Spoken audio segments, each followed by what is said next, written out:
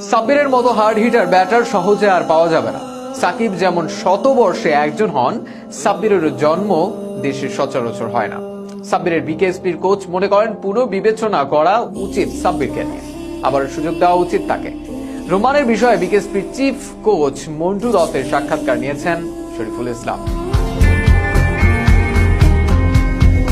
সাব্বির জাতীয় দলে নেই অনেকদিন হলো, তবে এখনো তাকে মানসিকভাবে শক্ত থাকার পরামর্শ দিয়েছেন তার পুরনো কোচ মন্টু দত্ত।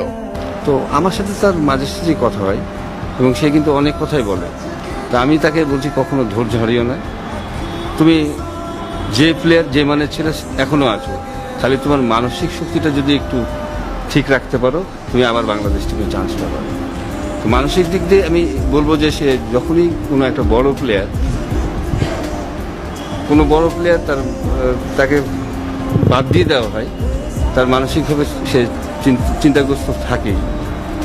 তো ওই জায়গাকে মানে উতরানোর জন্য তাকে অবশ্যই ওই ধরনের আরো ভালো ভালো পারফর্ম করতে হবে। যদিও এবার প্রিমিয়ার লিগেও সে পারফর্ম করছে।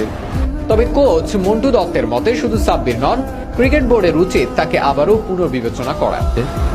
তো আমার মনে হয় যে যদি ক্রিকেট বোর্ডও তার দিকে দৃষ্টি রাখে অনেক ভালো হবে, কারণ ওই ধরনের প্লেয়ার মনে হয় ক্রিকেট বোর্ড কোনভাবে মানে কিভাবে আপনার দৃষ্টিটা চাচ্ছে? যেমন আমি চাচ্ছি যে